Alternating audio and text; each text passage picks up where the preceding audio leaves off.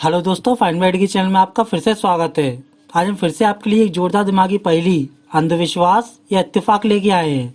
इस पहेली में आपको 3 अंधविश्वास, 3 साजिश, 3 लाभ, 3 कारण और 3 इत्तेफाक दिखाए जाएंगे और इनसे रिलेटेड आपसे सवाल भी पूछे जाएंगे। दोस्तों, ये पूरी पहेली अंधविश्वास से स्टार्ट होके इत्तेफाक पे खत्म होगी। चलिए पहेली स्टार्ट करते हैं।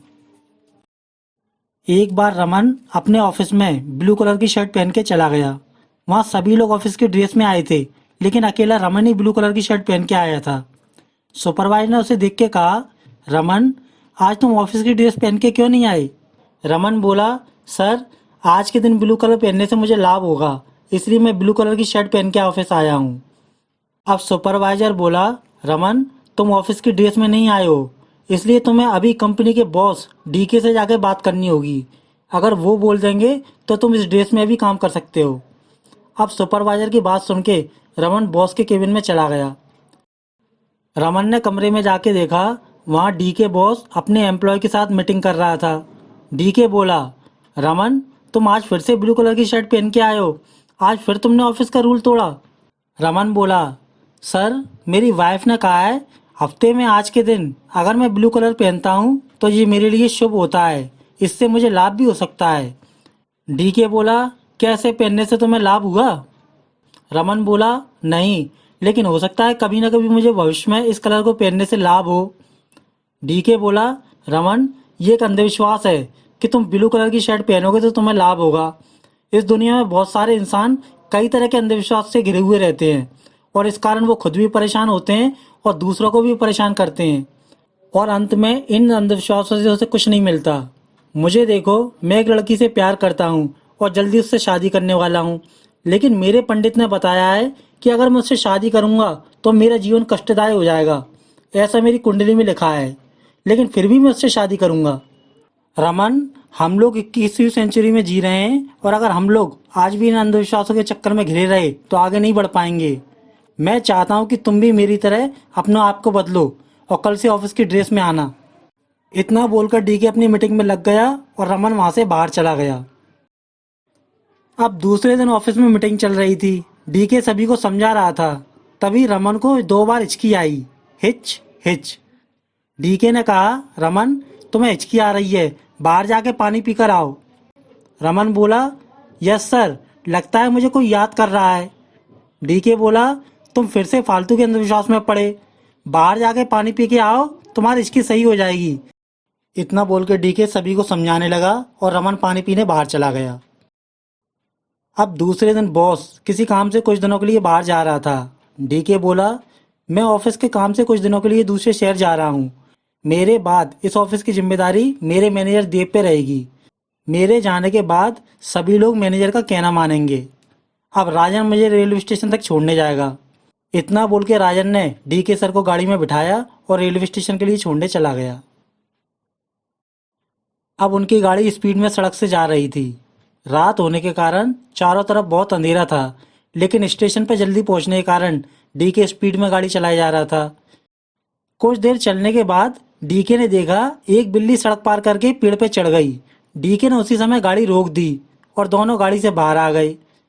बाहर आके डीके बोला, रमन, तुमने गाड़ी क्यों रोक दी? मेरी ट्रेन छूट जाएगी। रमन बोला, सर, आपने देखा एक बिल्ली रास्ता काट के पेड़ पे चढ़ गई। सर, बिल्ली का रास्ता काटना अपशगुन माना जाता है। आप मेरी बात मानिए, आज दूसरे शहर नहीं जाइए। अब डीके चिल्लाकर बोला, रमन, मैं तुम्हारे अंधविश्वासों के कारण बहुत परेशान हो गया हूँ। अब मुझे तुम्हें सबक सिखाना होगा। अब मेरी बात ध्यान से सुनो। अगर तुम्हें कंपनी में जॉब करना है तो अब तुम मेरी जगह इसी कार से दूसरे शहर जाओगे। मैं भी देखना चाहता हूँ कि क्या अपशगुन होगा। अब मैं वापस ऑफिस जा रहा हूँ, तुम दूसरे शहर पहुँचने के बाद मुझे फ़ोन कर लेना। इतना बोलकर डीके वापस अपनी ऑफिस की ओर वहां से चला गया। अब डीके वापस अपने ऑफिस पहुंचा ही था कि तभी कुछ देर बाद वहां एक पुलिस की वैन डीके की गाड़ी लेके ऑफिस पहुंची। डीके ने अपनी कार को डैमेज देखकर हैरान रह गया। पुलिस इंस्पेक्टर ने उतर कर पूछा, क्या रमन यही काम करता है? डीके बोला, हाँ सर, रमन यही काम करता है, मैं उसका बॉस हूँ। क्या हुआ और ये मेरी गाड़ी डैमेज कैसे हुई? इंस्पेक्टर बोला, अभी कुछ देर पहले एक गाड़ी से रमन की कार का एक्सीडेंट हो गया। अभी वो हॉस्पिटल में है। उसकी जेब से आपके ऑफिस का आईडी कार्ड मिला। क्या आप उसके घर वालों को जानते हैं? डीके बोला, ये तो बहुत बुरा हुआ। मैंने आज ही उसे दूसरे शहर किसी काम से भेजा था, लेकिन इत्तेफाक से ये एक्सीडेंट हो गया। उसकी फैमिली में उसका छोटा भाई है जो उसके साथ ही रहता है, और उसकी वाइफ गांव में रहती है। मैं अभी उसके भाई को फ़ोन करके बुला लेता हूँ। इतना सुन के पुलिस इंस्पेक्टर डीके की कार वहीं छोड़ के वापस चला गया। कुछ देर बाद सभी लोग हॉस्पिटल पहुंच गए। रमन का भाई उसके पास खड़ा था। रमन कराते हुए बोला, सर, मैंने आपसे कहा था कि बिल्ली रास्ता काट गई है, आज आगे मत जाओ, लेकिन फिर भी आपने अपने बदले मुझे भेज दिया। डीके बोला, रमन, ये तुम्हारा अंधविश्वास है। हो सकता है तुमने गाड़ी गलत तरीके से चलाई, या सामने वाले ने गलत गाड़ी चलाने के कारण ये एक्सीडेंट हुआ। इस पूरी घटना में बिल्ली का कोई दोष नहीं है। ये एक्सीडेंट एक इत्तेफाक है। अब पास में खड़ा हुआ डॉक्टर बोला, रमन अब खतरे से बाहर है, लेकिन एक्सीडेंट के कारण इसकी दोनों पैरों की हड्डियां डैमेज हो चुकी हैं, इसलिए अब ये 1 या 2 साल तक चल नहीं सकता। डीके बोला, कोई बात नहीं रमन, मैं तुम्हें इलाज के लिए 1 लाख रुपए दे देता हूँ। तुम अपने लिए कोई और काम ढूंढ लेना। मैं नहीं चाहता कि तुम अंधविश्वास के सहारे मेरी कंपनी में काम करो। इतना बोल के डीके ने रमन के भाई को 1 लाख रुपए दिए और सभी लोग वहां से चले गए। अब डीके घर जाके अपनी बालकनी में खड़े होकर सोच रहा था, अगर मैं रमन की बात मान लेता तो शायद रमन का एक्सीडेंट नहीं होता। अर्थात उसके अंधविश्वास के कारण आज मैं यहाँ सही सलामत खड़ा हूँ, क्योंकि अगर आज वो नहीं जाता तो मैं जाता। लेकिन वाकई क्या ये अंधविश्वास है या कोई इत्तेफाक? इतना सोचकर डीके अब घर के अंदर सोने के लिए चला गया। दोस्तों, अभी तक आपने इस पहेली में 3 अंधविश्वास देखे। अब आपको देखने को मिलेगा कि इनके कारण आगे क्या क्या परिणाम हुए। पहेली अच्छी लग रही है तो लाइक कीजिए और आगे देखते रहिए। अब दूसरे दिन डीके ऑफिस जा रहा था। तभी उसकी माँ घर से निकली और बोली, बेटा डीके, कल तुमने रमन की बात नहीं मानी और उसका एक्सीडेंट हो गया, और तुम जिस लड़की से शादी करने जा रहे हो उसके कारण तुम्हें परेशानी भी आ सकती है। ऐसा तुम्हारी कुंडली में लिखा है। बेटा डीके, जीवन में कुछ चीज़ें दिखाई नहीं देती, लेकिन उनका असर बहुत गहरा होता है, इसलिए सोच समझ के काजल से शादी करना। डीके हंसकर बोला, माँ, तुम चिंता मत करो। लगता है रमन की बात सुन के तुम डर गई। ऐसा कुछ नहीं होगा। और बताओ, आपका स्वास्थ्य कैसा है? माँ बोली, डीके, तुमने सही याद दिलाया। आज ऑफिस से आते समय मेरा अस्थमा का इनहेलर लेके आना। इतना सुन के डीके कार में बैठा और ऑफिस के लिए निकल गया, और उसकी माँ देखती रह गई। अब डीके की माँ गेट बंद करने वाली ही थी, तभी वहाँ एक कामवाली आ गई। उसने कहा, माँ जी, अगर आपके घर में कोई नौकर नहीं है तो आप मुझे काम पे रख लो। मैं कम पैसों में भी यहाँ काम कर लूँगी। डीके की माँ ने सोचा, घर में शादी आने वाली है, इसलिए काम करने की इसकी ज़रूरत पड़ेगी। इसलिए उसकी माँ ने उसे काम पे रख लिया। अब वो रात आ गई जिस दिन डीके की शादी थी। डीके के घर सभी लोग एंजॉय करने आए, लेकिन डीके उदास था। वो चुपचाप अपनी बालकनी में खड़ा खड़ा कुछ सोच रहा था। आधी रात होने के बाद सभी लोग अपने अपने घर चले गए, लेकिन डीके फिर भी बालकनी में चुपचाप खड़ा रहा। अब कुछ देर बाद डीके की माँ घर के अंदर आ गई। उसने देखा डीके की वाइफ काजल चुपचाप खड़ी हुई है। माँ बोली, काजल, तुम यहाँ क्यों खड़ी हो? डीके कहाँ है? आज तुम्हारी शादी है, तुम दोनों को बातचीत करनी चाहिए। काजल बोली, माँ, वो बहुत देर से बालकनी में खड़े खड़े कुछ सोच रहे हैं। मुझे समझ नहीं आ रहा कि मैं उन्हें कैसे बुलाऊं। माँ बोली, अब तो वो तुम्हारा पति है, तुम्हारा हक है उसे बुलाना। अभी उसको फ़ोन लगा के बुलाओ। काजल बोली, माँ, आज सुबह मेरा मोबाइल टूट गया, इसलिए मैं उनको फ़ोन नहीं लगा सकती। अब वो दोनों बातचीत कर ही रहे थे कि तभी कमरे में डीके आ पहुंचा। काजल डी को देख के मुस्कुरा गई। माँ बोली, डीके, आज तुम्हारी शादी है और तुम काजल को छोड़ के बालकनी में जाके क्या सोच रहे हो? डीके बोला, कुछ नहीं माँ, पंडित की बात याद आ गई। माँ बोली, अब तुम दोनों की शादी हो चुकी है, इसलिए अच्छा अच्छा सोचो और हमेशा अच्छा अच्छा होगा। और कल सुबह मेरी बहू काजल को अपने जैसा नया मोबाइल लाकर देना। आज सुबह इसका मोबाइल टूट गया, इसलिए तो मैं फ़ोन नहीं लगा रही थी। अब तुम दोनों अपने कमरे में जाओ और मुझे भी आराम करने दो। इतना बोल के वो दोनों अपने कमरे में चले गए। अब दूसरे दिन डीके बाजार जाकर अपने जैसा नया मोबाइल लेके आया और माँ को देते हुए बोला, माँ, मैं अपने जैसा मोबाइल काजल के लिए लेके आ गया। अब मैं ऑफिस जा रहा हूँ। काजल को बोलना आज शाम एक शादी के फंक्शन में जाना है, शाम को तैयार रहे। इतना बोल के डीके कार में बैठ के ऑफिस चला गया और काजल उसे छत से देखती रही। अब शाम को डीके और उसकी वाइफ शादी में जाने के लिए तैयार हो गए। वो लोग माँ के कमरे में आकर बोले, माँ सफाई करने वाली इंदु कहाँ गई? माँ बोली, इंदु अपना काम खत्म करके अपने घर चली गई। डीके बोला, माँ हम लोग शादी से वापस आते समय लेट हो जाएंगे, आप खाना खा लेना और बाहर के गेट का लॉक लगा लेना। इतना बोल के वो दोनों शादी में चले गए और माँ खड़ी देखती रह गई। अब वो लोग शादी से रात 12 बजे घर पहुंचे। उन्होंने देखा बाहर का गेट का ताला लगा हुआ है। डीके ने कार से उतर के माँ को फ़ोन लगाया। काजल उतरकर बोली, तुम हमेशा मेरा फ़ोन क्यों इस्तेमाल करते हो? डीके बोला, ये मेरा फ़ोन है, माँ ने तुम्हारे लिए भी मेरे जैसा फ़ोन मंगवाया है, इसलिए तुम्हें हमेशा कन्फ्यूजन रहता है। अब तुम अपने फ़ोन से माँ को फ़ोन लगाओ, क्योंकि मेरा फ़ोन माँ उठा नहीं रही हैं, हो सकता है तुम्हारा फ़ोन उठा लें। अब अचानक काजल चिल्लाते हुए बोली, डीके माँ बालकनी में गिरी हुई हैं। डीके ने देखा माँ बालकनी में गिरी हुई पड़ी थी और उनकी बॉडी में कोई हरकत नहीं हो रही थी। दोनों जल्दी से बाउंड्री फांद के अंदर की ओर भागे। दोनों भागते भागते बालकनी में पहुंच गए। वहां पहुंचकर उन्होंने गौर से देखा माँ की आंखें और मुंह खुला हुआ है और सांसें बंद हैं, अर्थात माँ मर चुकी थी। कुछ देर बाद उन लोगों ने फोन करके पुलिस को वहां बुला लिया। अब पुलिस वाला डीके के पास आकर बोला, तुम्हारे बाहर का गेट का लॉक अभी भी लगा हुआ है, अर्थात तुम्हारी माँ को किसी बाहर वाले ने आकर नहीं मारा, ये खुद ही मर गई हैं। क्या तुम्हारी माँ को कोई बीमारी थी? डीके बोला, हाँ मेरी माँ को अस्थमा था, लेकिन वो शरीर से बहुत फिट थी। उनको देख के ऐसा नहीं लगता था कि अस्थमा उनकी जान ले सकता है। और कुछ दिन पहले ही मैं माँ के लिए अस्थमा का नया इनहेलर लेके आया था। पुलिस वाला बोला, यहाँ कोई इनहेलर नजर नहीं आ रहा, लगता है वो अपना इनहेलर कहीं रख के भूल गई और अस्थमा का अटैक आने पर इनहेलर ना मिलने के कारण वो मर गई। इतना सुन के पुलिस वाला वहां से चला गया और वो दोनों वहीं खड़े रह गए। उसके जाने के बाद डीके अपनी माँ को मरा हुआ देखकर धीरे धीरे रोने लगा और काजल भी उदास होकर वहीं खड़ी रह गई। डीके रोते हुए सोचने लगा, उस दिन मैंने अंधविश्वास समझकर रमन की बात नहीं मानी, इसलिए उसका एक्सीडेंट हो गया। उसके बाद मैंने अंधविश्वास समझकर अपने पंडित की बात नहीं मानी और इस काजल से शादी कर ली। इस कारण आज मेरी माँ मर गई। वास्तव में दुनिया में कुछ चीज़ें ऐसी होती हैं जो दिखाई नहीं देती, लेकिन उनका असर बहुत खतरनाक होता है। माँ के मरने के बाद डीके कुछ दिनों तक ऑफिस नहीं गया।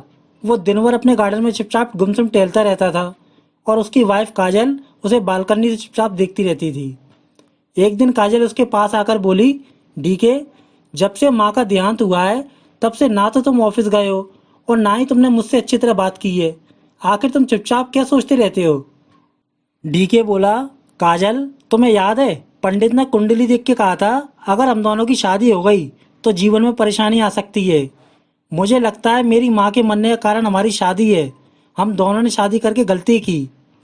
काजल बोली, डीके तुम्हें क्या हो गया है और तुम अंधविश्वास की बातें क्यों कर रहे हो? ये जीवन है, इसमें जन्म और मृत्यु का आना स्वाभाविक है। तुम्हारी माँ का मरना एक इत्तेफाक है और तुमने ही मुझसे शादी की, फिर आज ऐसी बातें क्यों कर रहे हो? डीके बोला, मैं भी पहले ये सब बातें नहीं मानता था, लेकिन अब मुझे इन बातों पर विश्वास होने लगा है। पता नहीं अब कौन सी मुसीबत आएगी। काजल बोली, खाली दिमाग शैतान का घर होता है। तुम अभी ऑफिस जाओ और अपने काम में मन लगाओ, धीरे धीरे सब अच्छा हो जाएगा। अब डीके उसी समय काजल की बात मानकर कार में बैठ के ऑफिस के लिए चला गया। अब कुछ देर बाद डीके अपनी कार से ऑफिस पहुंच गया और बाहर उसे एक लड़की दिखाई दी। वो डीके के पास आकर बोली, सर मुझे आपके ऑफिस में जॉब चाहिए, मुझे काम पे रख लो, मुझे पैसों की ज़रूरत है। अब डीके माँ के मरने के बाद पहली बार ऑफिस आया था, इसलिए उसने उस लड़की पे ध्यान नहीं दिया और अनदेखा करके अंदर चला गया। डीके अपने ऑफिस पहुंचा। डीके का मैनेजर पास आकर बोला, सर आज आप बहुत दिनों बाद ऑफिस आए और आज ही हमारी कंपनी के लिए एक नया टेंडर आया है जिसे हमें अपनी रिक्वायरमेंट के हिसाब से भरकर देना है। अगर हमारा टेंडर पास हो गया तो हमारी कंपनी को लाखों को फ़ायदा होगा। अब डीके हंसकर बोला, अरे वाह ये तो गुड न्यूज़ है। तभी उसी समय वो लड़की दौड़ के वहाँ आ गई और बोली, सर मुझे जॉब पे रख लो, हो सकता है आज मेरे यहाँ आने के कारण, मेरे गुड लक के कारण आपको ये टेंडर मिला हो। अब डीके को धीरे धीरे इन बातों पर विश्वास होने लगा था। वो इन बातों को मानने लगा था। उसने उस लड़की को जॉब पे रख लिया। अब डीके ने उस लड़की से पूछा, तुम्हारा नाम क्या है? लड़की ने बताया, सर मेरा नाम कामनी है। डीके बोला, ओके कामनी, मैं तुम्हें इस कंपनी में जॉब देता हूँ। अब तुम इस टेंडर के लिए ऐसी तैयारी करो कि हमारा टेंडर ही पास हो और ये ऑर्डर हमें ही मिले। इतना सुन के कामनी और मैनेजर वहाँ से चले गए। अब आज रात डीके बहुत ही खुश नजर आ रहा था। काजल मुस्कुरा के बोली, क्या बात है, आज तुम बहुत खुश नजर आ रहे हो। डीके हंसकर बोला, हाँ, आज मेरे ऑफिस में एक टेंडर आया है। अगर वो टेंडर पास हो गया तो हमारी कंपनी को बहुत फायदा होगा। काजल बोली, अच्छा सोचोगे तो हमेशा अच्छा ही होगा, देखना ये टेंडर तुम्हें ही मिलेगा। इतना बोल के डीके और काजल मुस्कुराए और इधर उधर की बातचीत करने लगे। अब दूसरे दिन डीके खुश होकर अपने ऑफिस पहुंचा, लेकिन उसके मैनेजर ने बताया, सर हमारा टेंडर रिजेक्ट अस्वीकार हो गया। डीके को ये बात सुन के बहुत दुख हुआ। उसने तुरंत कामनी को बुलाया और कहा, तुमने कैसे टेंडर भरा, टेंडर रिजेक्ट क्यों हो गया? कामनी बोली, सर मैंने कुछ नहीं किया, मैंने सही वैल्यू डालकर टेंडर फिल किया था, लेकिन हो सकता है आपके बुरे समय बैड लक के कारण आपको ये टेंडर नहीं मिल पाया। इतना सुन के वहां से मैनेजर बाहर की ओर चला गया और कामनी वहीं खड़ी रह गई। डीके ने मन में सोचा, ये सब हमारी शादी के कारण हो रहा है, मुझे काजल से शादी नहीं करनी चाहिए थी। अब कामनी बोली, सर अगर आपको ऐसा लगता है कि टेंडर मेरे कारण अस्वीकार रिजेक्ट हुआ तो मैं अभी नौकरी छोड़ने को तैयार हूँ। अब डीके कामनी के पास आया और बोला, नहीं कामनी, इसमें तुम्हारा कोई दोष नहीं है। दरअसल ये सब मेरी शादी के कारण हो रहा है। पंडित के मना करने के बावजूद मैंने काजल से शादी कर ली और अब मुझे ये सब देखना पड़ रहा है। लेकिन कभी कभी मुझे ऐसा लगता है कि मैं गलत सोच रहा हूँ। मेरी माँ का मरना और इस टेंडर का रिजेक्ट होना एक इत्तेफाक भी हो सकता है। मैं समझ नहीं पा रहा हूँ कि मैं किस पे विश्वास करूँ, ये मेरा अंधविश्वास है या कोई इत्तेफाक। कामनी बोली, सर इत्तेफाक ज़्यादातर एक या दो बार होता है। अगर आपको फिर से तीसरी बार कोई हानि या तकलीफ हो तो समझ जाना ये सब आपकी शादी की वजह से हो रहा है और उस कंडीशन में आप अपनी वाइफ से दूर हो जाना। अब वो दोनों बातचीत कर रहे थे कि तभी वहाँ मैनेजर फिर से आ गया और बोला, सर आज हमारी कंपनी के सुपरवाइजर की शादी है, आप शाम को वहाँ जाओगे? डीके बोला, मेरा मूड ठीक नहीं है, अगर मन किया तो चला जाऊंगा। इतना बोल के डीके ऑफिस से बाहर चला गया। अब शाम के समय डीके और उसकी वाइफ शादी में पहुंच गए। वहाँ उनके स्टाफ के लोग भी आए हुए थे। खाना खाकर डीके और उसकी वाइफ गार्डन से बाहर के लिए निकले। काजल बोली, डीके आज तुम उदास क्यों लग रहे हो? डीके बोला, काजल आज हमारा टेंडर रिजेक्ट हो गया। अब काजल बोली, डीके कहीं तुम्हें ये तो नहीं लग रहा कि ये टेंडर भी हमारी शादी के कारण रिजेक्ट हुआ? डीके बोला, मुझे नहीं मालूम ये किस कारण हुआ, लेकिन अब मुझे कोई भी हानि या नुकसान हुआ तो हम दोनों अलग अलग हो जाएंगे। अब तुम जल्दी से गाड़ी में बैठो, रात बहुत हो गई है, घर जाना है। इतना सुन के काजल गाड़ी में बैठ गई और डीके वहां से कार लेके घर के लिए निकल गया। वो दोनों कार से बैठ के घर जा रहे थे कि तभी कुछ दूर चलने के बाद कार आगे जाके डगमगाने लगी। डीके ने कार संभालने की बहुत कोशिश की, लेकिन ब्रेक फेल होने के कारण वो कार संभाल नहीं पाया और कार एक जगह पेड़ से जाकर टकरा कर रुक गई। कार रुकने के बाद दोनों कार से बाहर आ गए। काजल ने डीके से पूछा, क्या हुआ, कार कैसे टकरा गई? डीके गुस्से में बोला, काजल अब हम दोनों को अलग अलग हो जाना चाहिए। शादी के कुछ दिन बाद मेरी माँ मर गई, उसके बाद टेंडर रिजेक्ट हुआ और आज कार का ब्रेक फेल हो गया, लेकिन ये अच्छा हुआ कि हम दोनों बच गए। मैं चाहता हूँ कि तुम इसी समय कुछ दिन के लिए अपनी माँ के घर चली जाओ। जब अच्छा समय आएगा तो मैं तुम्हें खुद लेने आऊँगा। इतना बोल के डीके काजल को वहीं छोड़कर वहाँ से अकेले अपने घर के लिए चला गया। अब काजल वहाँ कुछ देर तक रोती रही। उसके जाने के बाद वो भी अपने घर के लिए वहाँ से चली गई। दोस्तों, इस पहेली का पहला सवाल, इनके जीवन में ये क्या हो रहा है, आप इसे क्या कहेंगे? अंधविश्वास, इत्तेफाक या कोई साजिश? अपना आंसर नीचे कमेंट कीजिए।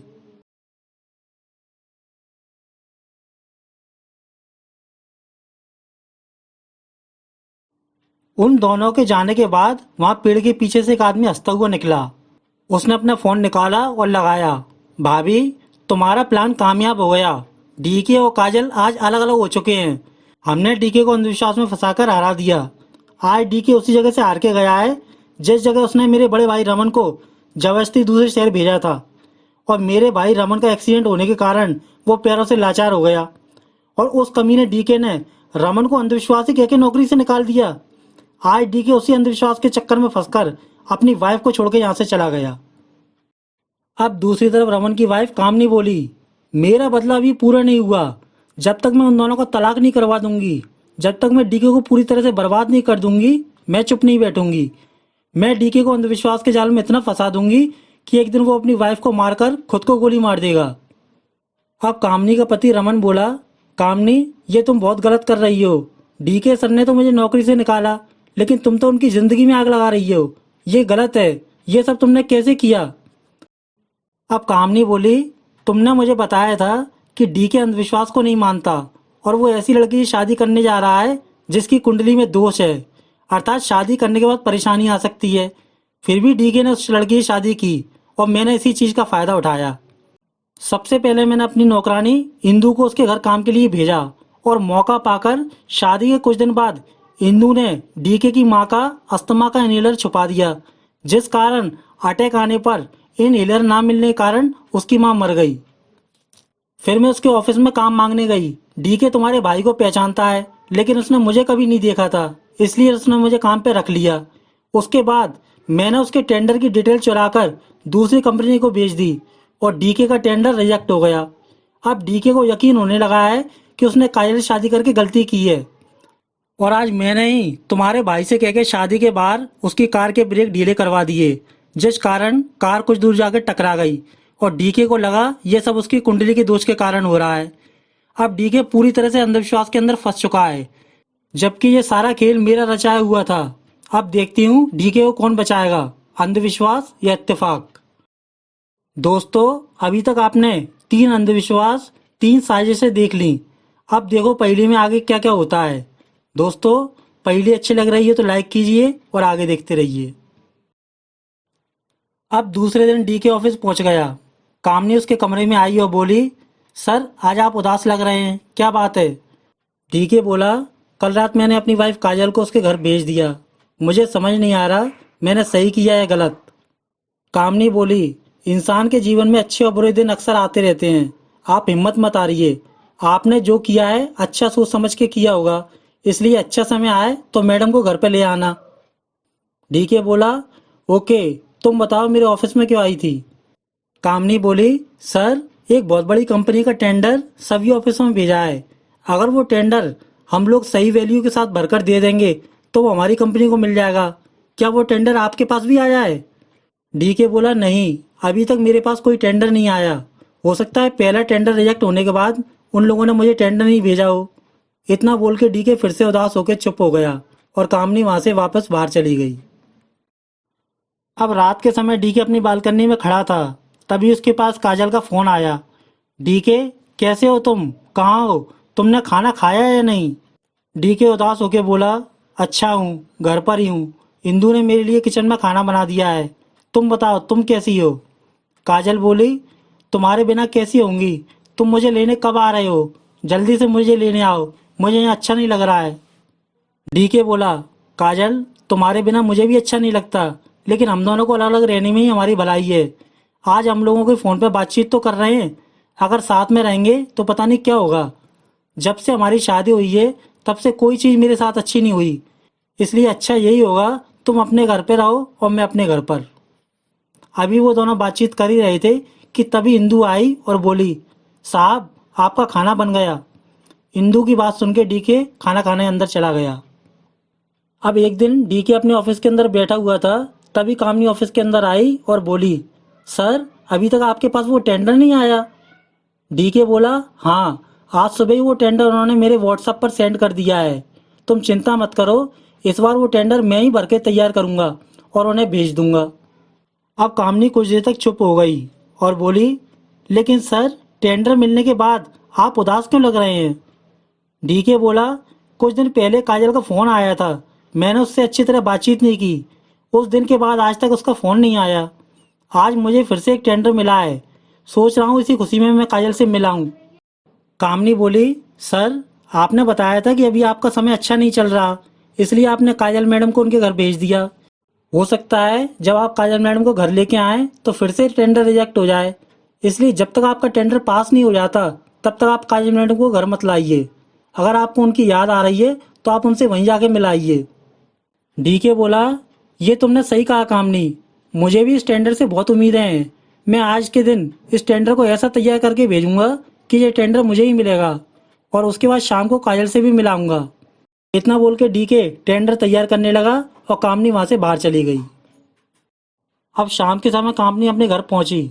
रमन का भाई राजीव बोला, कामनी भाभी, डीके का दूसरा टेंडर कहाँ है? मैं उसे दूसरी कंपनी में बेचकर पैसे लेके आता हूँ। हमें रमन के इलाज के लिए आज डॉक्टर को पैसे भेजने हैं। कामनी बोली, मुझे पता है राजीव, लेकिन इस बार वो टेंडर डीके ने मुझे भरने के लिए नहीं दिया। शायद उसे मुझ पर शक हो गया, इसलिए इस बार डीके खुद उस टेंडर को भरकर भेजना चाहता है और आज शाम को वो अपनी वाइफ से मिलने भी जा रहा है। अब राजीव बोला, मतलब अब हम लोग बिना टेंडर के पैसे कैसे लाएंगे? अब रमन के पैरों का ऑपरेशन कैसे होगा? डॉक्टर ने हमसे रमन के पैरों के ऑपरेशन के लिए 5 लाख रुपए मांगे हैं और तुमने अभी तक डीके का एक टेंडर बेचकर केवल 1 लाख रुपए जमा किया है। बाकी के 4 लाख का इंतजाम कैसे होगा? कामनी बोली, राजीव तुम चिंता मत करो, अब टेंडर भी मिलेगा और उसे बेच के पैसा भी मिलेगा, बस थोड़ा सा दिमाग लगाना होगा। दोस्तों, पहली का दूसरा सवाल, इस बार टेंडर लेने के लिए कामनी क्या करेगी? अपना आंसर नीचे कमेंट कीजिए।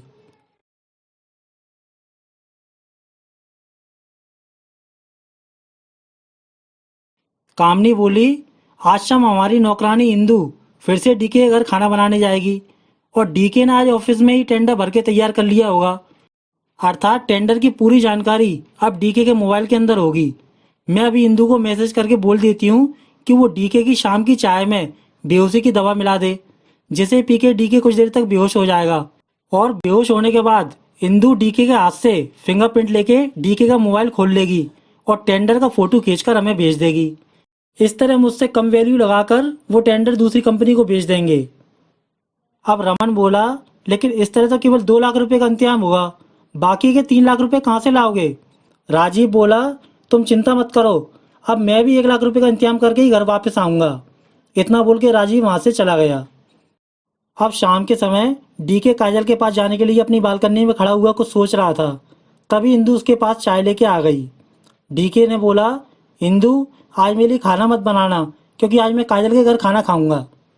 इंदू बोली, ठीक है साहब, अब आप शाम की चाय पी लो, मैं बर्तन साफ करके अपने घर चली जाती हूँ। इतना बोल के इंदू चाय दे के वहां से चली गई। इंदू के जाने के बाद डीके अपने कमरे में आके चाय पीने लगा और काजल के बारे में सोचने लगा। दोस्तों, चाय पीने के कुछ समय बाद डीके बेहोश होकर जमीन पर गिर गया और इंदू उसे दूर से देख रही थी। उसके बेहोश होने के कुछ समय बाद वहां इंदू आ गई। उसने डीके का मोबाइल निकालकर डीके के फिंगरप्रिंट से मोबाइल ओपन करके टेंडर की सारी जानकारी अपने फोन में ले ली और उस टेंडर का फोटो खींचकर कामनी को भेज दिया। उसके बाद वो डीके का मोबाइल उसकी जेब में रखकर वहां से अपने घर के लिए चली गई। अब कुछ देर बाद डीके को होश आया, लेकिन वो समझ नहीं पा रहा था कि उसके साथ क्या हुआ।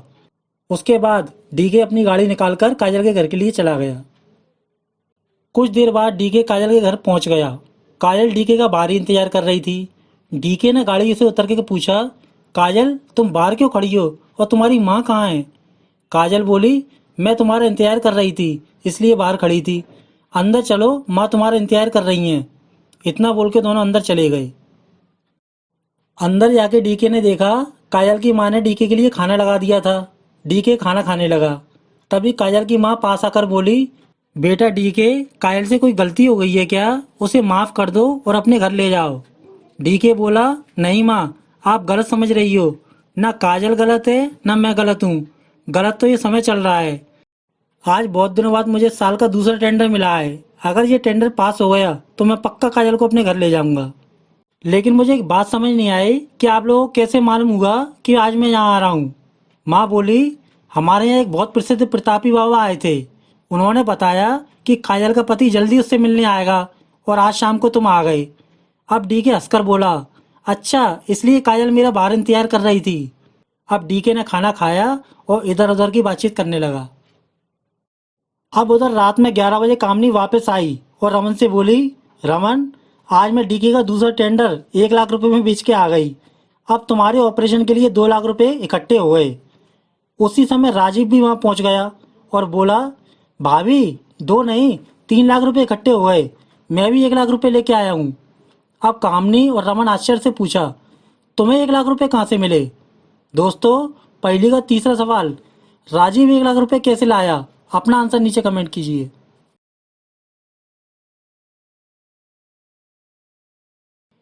राजीव बोला, भाभी, आपने जिस तरह अंधविश्वास का फायदा उठाकर डीके को बेवकूफ बनाया, उसी तरह मैंने भी अंधविश्वास का फायदा उठाकर उसकी वाइफ काजल को बेवकूफ बनाया। मुझे पता था कि काजल डीके से मिलने के लिए तरस रही है और डीके आज उससे मिलने जा रहा है, इसलिए मैं चमत्कारी बाबा बनकर उसके घर गया, उससे बोला, बेटी काजल, आज मैं तुम्हारे पति को जादू के द्वारा तुमसे मिलने बुलाऊंगा और उस समय मैं तुम्हारे घर के पीछे छुप जाऊंगा। तुम उसे मेरे बारे में कुछ नहीं बताना। इस जादू को करने के लिए मैं तुमसे 1 लाख रुपए लूंगा। काजल बोली, बाबा, आप ऐसा कोई जादू करो जिससे वो हमेशा के लिए मुझे अपने घर पे ले जाए। राजीव बोला, अगर तुम्हारा पति इस घर में तुमसे 3 बार मिलने आ गया तो समझो वो तुम्हें हमेशा के लिए अपने घर ले जाएगा। इस तरह आज डीके काजल से मिलने गया और काजल ने मुझे 1 लाख रुपए दे दिए। भाभी, अब 2 तरह से फायदा होगा। इधर तुम डीके का टेंडर बेच के पैसा कमाओ, उधर मैं डीके के घर जाने पर पैसा कमाऊंगा। इतना सुन के कामनी और राजीव जोर जोर से हंसने लगे। दोस्तों, इस बार आपने देखा तीनों को अलग अलग तरह से लाभ हुआ। जैसे काजल को टेंडर बेच के पैसा मिला और इसमें पैसा कारण बना। राजीव को अंधविश्वास के द्वारा पैसा मिला, उसमें अंधविश्वास कारण बना। और काजल को डीके से मुलाकात हो गई, जिसमें प्यार कारण बना। लेकिन इनकी जिंदगी अभी भी उथल पुथल चल रही थी। दोस्तों, अब एक ऐसा इत्तेफाक होगा जो इन सब लोगों की लाइफ चेंज कर देगा। अब दूसरे दिन डीके खुशी खुशी अपने ऑफिस गया। कामनी और मैनेजर उसका इंतजार कर रहे थे। मैनेजर बोला, सर, आज सुबह सुबह खबर आई है कि हमारा टेंडर दूसरी कंपनी ने कम मूल्य पर भरकर टेंडर पास करवा लिया, अर्थात हमारा टेंडर फिर से फेल हो गया। डीके बोला, ये कैसे हो सकता है? इस बार तो मैंने टेंडर तुम लोगों को भी नहीं दिखाया और मैंने सही कैलकुलेशन करके टेंडर भरा था। समझ नहीं आ रहा मेरा टेंडर हमेशा दूसरी कंपनियों को कैसे मिल जाता है। अब मैनेजर वहां से चुपचाप चला गया। कामनी बोली, सर, आप मानो या ना मानो, ये सब आपकी कुंडली के कारण हो रहा है। आप काजल मैडम से मिलने गए थे, इसलिए आपका टेंडर रिजेक्ट हो गया। अब आप मेरी बात मानो, काजल मैडम को तलाक दे दो, तभी आपकी कुंडली का दोष हटेगा। डीके बोला, तुम मुझे मत समझाओ और अपने कमरे में जाके अपना काम करो। इतना बोलकर डीके गुस्से में वहां से अपने घर के लिए चला गया। अब रात के समय डीके अपनी बालकनी में खड़ा था। उसने काजल को फोन लगाया। काजल, आज मेरा टेंडर फिर से रिजेक्ट हो गया। अब मैं तुम्हें तलाक देना चाहता हूँ। तुम्हें तलाक देने के बाद ही मेरे साथ कुछ अच्छा होगा। काजल बोली, तुम टेंडर के चक्कर में पागल हो गए हो। मैं तुम्हें कोई तलाक नहीं दूंगी। आज के बाद मुझसे बात मत करना। इतना कह के काजल ने फोन काट दिया और डीके वहीं खड़ा खड़ा कुछ सोचने लगा। अब कुछ दिन बाद डीके अपने ऑफिस पहुंचा। मैनेजर और कामनी बाहर ही खड़े होकर डीके का इंतजार कर रहे थे। डीके ने उतर के पूछा, तुम लोग बाहर क्यों खड़े हो? मैनेजर बोला, सर, अभी एक कंपनी का फ़ोन आया था। उन्होंने आपके व्हाट्सएप पर फिर से एक टेंडर भेजा है और कहा है कि अगर इस बार आप टेंडर में कम से कम वैल्यू भर के भेजेंगे तो ये टेंडर हमारी कंपनी को मिल जाएगा। और सर, इस बार ये टेंडर 3 करोड़ का है। सर, ये इस साल का आखिरी टेंडर है। अगर आपको ये टेंडर नहीं मिला तो मार्केट में आपकी बहुत बेइज्जती होगी और आने वाले टाइम में कोई आपको टेंडर नहीं भेजेगा। डीके बोला, अरे वाह, ये तो बहुत अच्छी बात है। अगर ये टेंडर मुझे मिल जाएगा तो हमारी कंपनी को बहुत फ़ायदा होगा। मुझे किसी भी तरह इस टेंडर को हासिल करना होगा। अब कामनी बोली, सर, मेरी बात मानिए, आप अभी वकील के साथ जाइए और काजल मैडम को तलाक देकर पेपर पे साइन करा लाइए। इस तरह आपका उनसे जीवन से रिश्ता टूट जाएगा और कुंडली का दोष खत्म हो जाएगा। उसके बाद आप शाम को अपने घर पर टेंडर भर के रात में भेज देना। फिर देखना ये टेंडर आपको ही मिलेगा। डीके कामनी की बात सुन के चुप हो गया और गाड़ी उठा के वहां से कहीं और चला गया। डीके के जाने के बाद कामनी एकांत में जाकर फोन लगा के बोली, राजीव, डीके अभी भी काजल के घर जाने के लिए निकला है। तुम बाबा बनकर जाओ और काजल से बोलो, आज तुम्हारा पति आ रहा है और उससे 1 लाख रुपए लेके आओ। उसके बाद मैं शाम को इंदू के द्वारा डीके का तीसरा टेंडर चुराकर उसे 1 लाख रुपए में बेच दूंगी। इस तरह रमन के ऑपरेशन के लिए 5 लाख रुपए का इंतजाम हो जाएगा और डीके पूरी तरह से बर्बाद हो जाएगा। उसे इसके बाद कोई टेंडर नहीं मिलेगा। अब शाम के समय डीके अपने वकील के साथ काजल के घर पहुंच गया। काजल अपनी माँ के साथ बाहर ही खड़े होकर डीके का इंतजार कर रहे थे। डीके बोला, माँ जी, काजल को समझाओ, अब हम दोनों को तलाक लेने में ही हम दोनों की भलाई है। आज मैं अपने वकील से अपने साथ लाया हूँ। काजल की माँ बोली, मुझे लगता है तुम मेरी बेटी को छोड़ के किसी और लड़की को चाहते हो और उससे रात रात पर बातें करते हो। अब तुम्हें काजल अच्छी नहीं लगती, इसलिए उससे तलाक ले रहे हो। डीके बोला, माँ जी, आप मुझे गलत समझ रही हो। मैं केवल टेंडर पाने के लिए ऐसा कर रहा हूँ। मैं काजल के अलावा किसी और को नहीं चाहता। अगर आपको मुझ पर यकीन नहीं है तो मेरा मोबाइल देख लीजिए। मैं रात में किसी से बातें नहीं करता। इतना बोल के डीके ने अपना मोबाइल काजल की माँ को दे दिया और उसकी माँ मोबाइल चेक करने लगी। इतना बोल के डीके काजल के पास चला गया। काजल बोली, डीके, मुझसे तलाक मत लो। मेरा यकीन करो, सब ठीक हो जाएगा। हमारे बाबा ने कहा है, अगर तुम इस घर में 3 बार आ गए तो तुम मुझे अपने साथ ले जाओगे। डीके बोला, काजल, तुम पागल हो गई हो। तुम मेरे चक्कर में अंधविश्वासी बन गई हो। काजल बोली, और तुम टेंडर के चक्कर में मुझे तलाक देने आए हो। क्या ये अंधविश्वास नहीं है? अब काजल की बात सुनकर डीके कुछ देर के लिए चुप हो गया और उसकी माँ से अपना मोबाइल छीनकर बोला, अब मैं यहाँ कभी नहीं आऊँगा और तलाक के लिए तुम लोगों को कोर्ट में बुलाऊंगा। इतना बोल के वो अपनी गाड़ी में बैठ के वहाँ से अपने घर के लिए चला गया। उसके जाने के बाद काजल बोली, माँ, अब डीके कभी नहीं आएगा। अब मेरा क्या होगा? उसकी माँ बोली, तुम चिंता मत करो, डीके यहाँ तीसरी बार आएगा और तुम्हें लेके जाएगा। अब डीके घर पहुंचकर फिर से बालकनी में खड़ा हुआ कुछ सोच रहा था। तभी उसकी नौकरानी इंदु फिर से डीके की चाय में बेहोशी की दवा डालकर ले आई और बोली, साहब, चाय पी लो, मैं आपके लिए खाना बनाती हूँ। कुछ देर बाद डीके ने उसकी चाय पी ली और बेहोश हो गया। उसके बाद इंदु ने फिर से वहां आके उसकी जेब से मोबाइल निकाला और उसके फिंगरप्रिंट से मोबाइल खोलना चाहा। लेकिन ये क्या दोस्तों, मोबाइल इस बार ओपन नहीं हो रहा था। इंदु ने बहुत कोशिश कर ली लेकिन फिर भी मोबाइल ओपन नहीं हुआ। अब इंदु ने कामनी को फ़ोन करके बताया, मैडम, आज डीके साहब का मोबाइल नहीं खुल रहा है, अब मैं क्या करूं? कामनी बोली, तुम वहीं रुको, मैं आती हूँ। कुछ देर बाद कामनी भी वहां आ गई। डीके को होश आया। उसने देखा कामनी बंदूक लेके सामने खड़ी हुई है। डीके ने आश्चर्य से पूछा, कामनी, तुम यहाँ कैसे आई और तुमने मुझ पर बंदूक क्यों तानी हुई है? कामनी बोली, पहले ये बताओ, तुम्हारे मोबाइल का पासवर्ड क्या है? डीके बोला, ये क्या पक रही हो, तुम्हें मेरे मोबाइल से क्या करना? कामनी बोली, मुझे तुम्हारे मोबाइल से वो तीसरा टेंडर चाहिए जिससे आज तुमने ऑफिस में भरकर रखा है। मैं उसे बेच के पैसा कमाऊंगी। डीके बोला, तो ये सब तुम कर रही थी, मतलब अभी तक मेरे सारे टेंडरों को तुमने दूसरी कंपनी को बेचा? कामनी बोली, हाँ, तुमने मुझे सही पहचाना, क्योंकि मैं रमन की वाइफ कामनी हूँ और तुमसे रमन का बदला ले रही हूँ। तुमने मेरे रमन को अंधविश्वास के चक्कर में दूसरे शहर भेजा और उसका एक्सीडेंट होने के कारण उसे नौकरी से निकाल दिया। उसी तरह आज मैंने तुम्हें अंधविश्वास में फंसाकर तुम्हारी वाइफ का तलाक करवा दिया। तुम्हारी माँ का मरना, कार के ब्रेक फेल होना और तुम्हारे सभी टेंडर के फेल होने में मेरा ही हाथ है। और तो और, तुम्हारी वाइफ को भी रमन के भाई ने बेवकूफ़ बनाकर उससे पैसे लूटे हैं। इसलिए तुम्हारे घर पहुंचने से पहले ही कायल तुम्हारा इंतजार करती है। अब ये सब बातें छोड़ो और अपने मोबाइल को खोलो। डीके बोला, तुम बदले की भावना में पागल हो चुकी हो, लेकिन ये अच्छा हुआ कि आज मेरा मोबाइल मेरे हाथ से भी नहीं खुल रहा है। अब वो तुम्हें टेंडर नहीं मिलेगा। अब कामनी बोली, मैं ये टेंडर लेके रहूंगी। इतना बोल के कामनी ने डीके का मोबाइल छीन लिया और दोनों वहां से भाग गईं। उसके जाने के बाद डीके ने सोचा, मैं कितना पागल हूँ, अंधविश्वास के चक्कर में मैंने काजल को घर से निकाल दिया। अब कुछ देर बाद डीके काजल के घर पहुंच गया। डीके ने देखा बाहर कोई नहीं खड़ा है। डीके घर के अंदर चला गया। अंदर काजल खड़ी थी। डीके उसके पास जाकर बोला, काजल, मुझे माफ कर दो और अपने घर चलो। अब काजल हंसकर बोली, डीके, मुझे अपने बाबा पे पक्का यकीन था कि तुम यहाँ तीसरी बार आओगे और मुझे ले जाओगे। डीके बोला, काजल, मैंने अंधविश्वास में अपना जीवन बर्बाद कर दिया। अब तुम अंधविश्वास के चक्कर में मत पड़ो।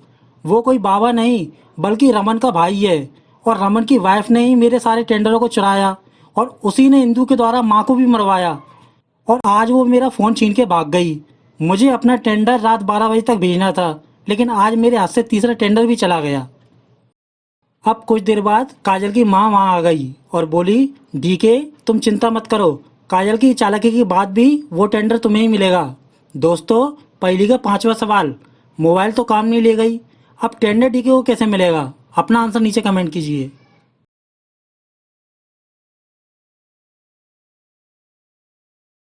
अब माँ बोली, डीके, अपनी बेटी को घर भेजने के चक्कर में मैं भी अंधविश्वासी हो गई थी और उस ढोंगी बाबा ने बताया था कि अगर तुम यहाँ 3 बार आ गए तो तुम काजल को ले जाओगे। इसलिए जब तुम दूसरी बार तलाक लेने आए थे उस समय मैंने तुमसे तुम्हारा फ़ोन चेक करने के बहाने मांगा। मुझे पता था कि तुम्हारी माँ ने काजल के लिए तुम्हारे जैसा ही मोबाइल मंगवाया था, इसलिए मैंने तुम्हें यहाँ तीसरी बार बुलाने के लिए उस समय काजल का मोबाइल तुम्हें दे दिया और तुम्हारा मोबाइल अपने पास छुपा लिया था। मुझे पता था कि तुम तीसरी बार अपना मोबाइल लेने यहाँ अवश्य आओगे और आज उसी इत्तेफाक के कारण तुम्हारा टेंडर भी बच गया और काजल भी तुम्हें मिल गई।